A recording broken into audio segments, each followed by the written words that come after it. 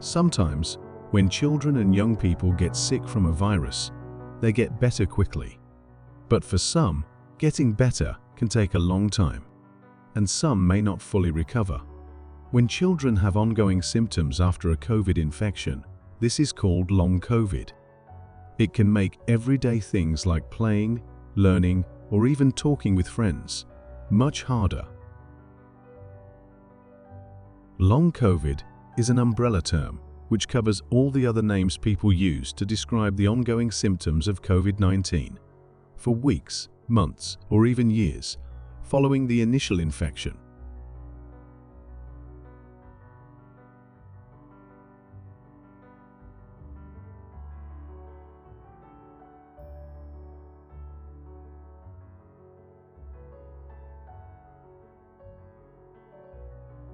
Hi, my name is Marcy. I'm nearly 12 years old. I was diagnosed with long COVID last year, but I've been having symptoms since 2021.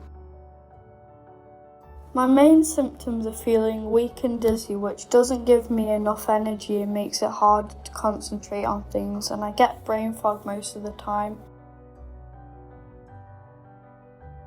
I also have headaches, tummy aches, and aches and pains. When I get up for school, I have enough energy, but by the time I get there, I'm usually quite exhausted. I normally feel quite tired after 1 or 2 lessons. I find it hard to concentrate on the 3rd lesson sometimes on bad days because of brain fog. I usually go home before lunch. If I am at school, I stay in for lunch and break time in a quiet classroom with one of my friends. After school, I am really tired as I have spent all of my energy at school. Even if I am tired, sometimes I can't get to sleep at night. Since having long COVID, I haven't been able to do as much physical activity as I used to, meaning that I don't do PE at school. If I do too much activity, then I have a crash in the next few days of the week and all my symptoms flare up.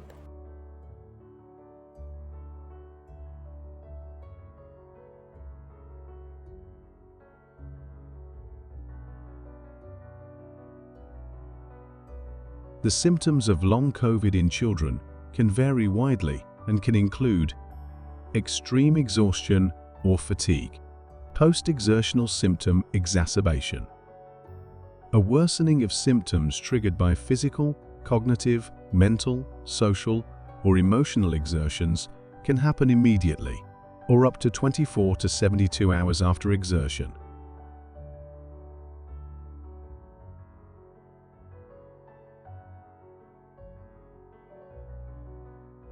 My name is Jay, I'm 13 and I've had long COVID for just over 2 years. I have difficulty walking and standing and I can't stand up for very long. I have fatigue, which makes me sleep for very long and I'm always tired.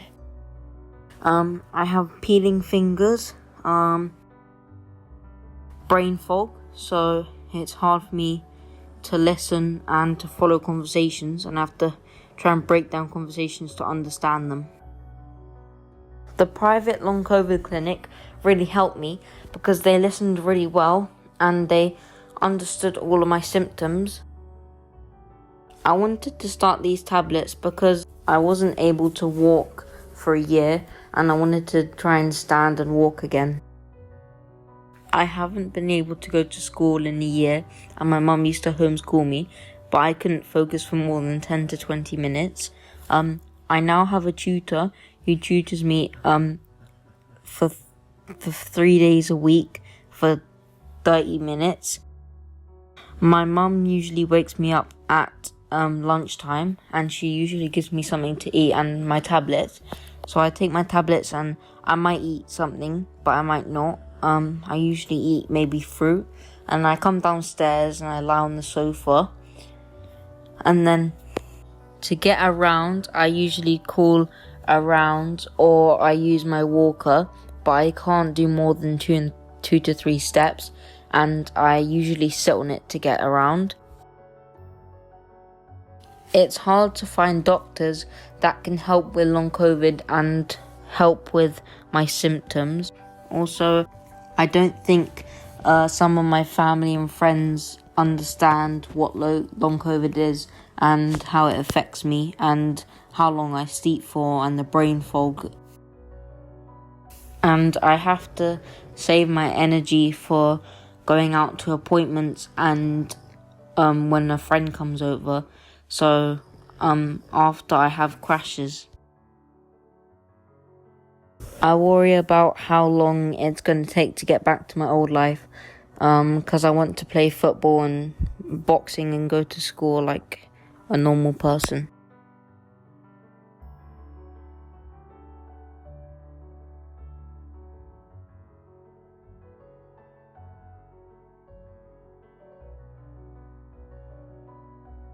Cognitive impairments, for example, concentration, processing, and memory.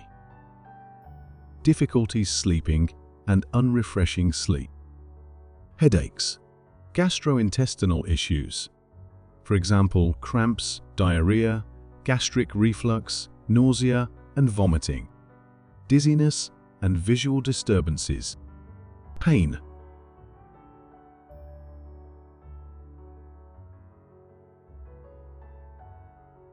Hi, I'm Lily. I'm 16 years old and I've had long COVID since a month after I turned 13. My main symptoms are chronic fatigue, brain fog and chronic pain. Many aspects of my long COVID aren't visible on my body, though I'm almost completely covered in a blotchy skin condition.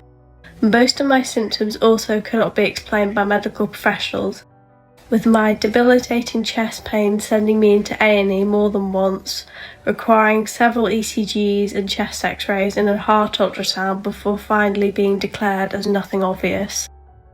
I find walking and standing particularly difficult. I walk with a cane and use mobility scooters or wheelchairs where I can. I stopped going to mainstream school in May 2021 after several months of a restricted school timetable. I do online tuition from home and have done since the end of year 8. I've had a maximum of 7 hours of lessons a week and a minimum of 2 or 3. At the moment we are settled on 5 hours. Life has changed dramatically for me since I contracted long COVID. I can't go out by myself like many other teenagers, as I could have a medical emergency, and this means I can't join in with typical experiences with my friends. Next, let's look at POTS, postural orthostatic tachycardia syndrome. The main symptoms to be aware of are fast heart rate, faster when standing or sitting upright than when laying down, tight chest and palpitations, feeling dizzy and/or lightheaded when standing up. Invisible illness. This is a term used when a child's condition may not appear immediately apparent to others, often because many of the symptoms are experienced internally. Masking. Masking can be either a conscious or unconscious change in behavior and demeanor in order to appear well to other people. This is usually due to societal pressure, and children often do this with people outside their home because they want to be seen as normal. Ambulatory wheelchair users can stand or walk, but their ability to do so varies due to things like energy levels and pain. So they may use a wheelchair to manage this. They may sometimes use a different mobility aid, such as a stick or crutches, or on good days, may not need any aid at all.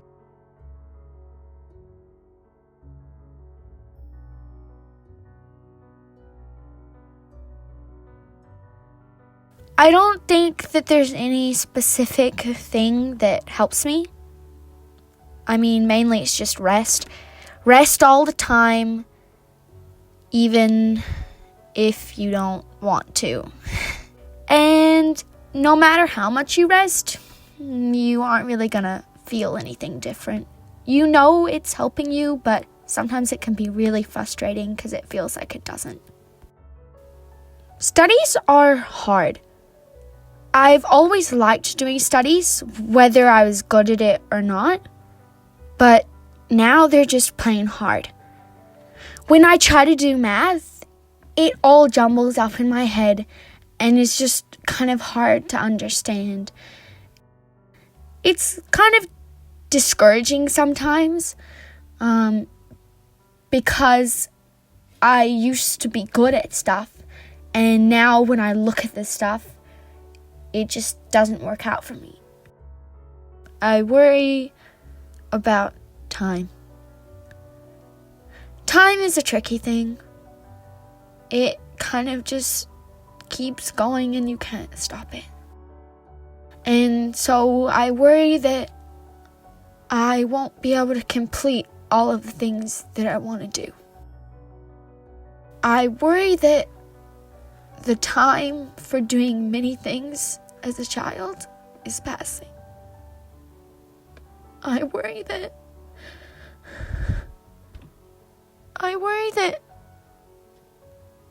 I'm disappointing myself. I know it sounds silly, but it's hard. Not knowing how long this thing will last. It's probably the hardest part.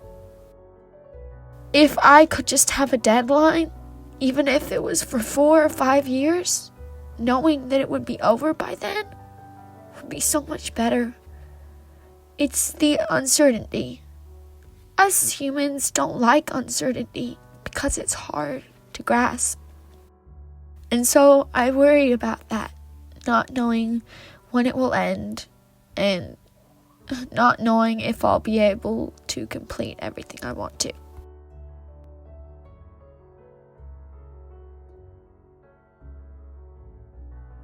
Everyone's experience of long COVID is different, but one thing is always true.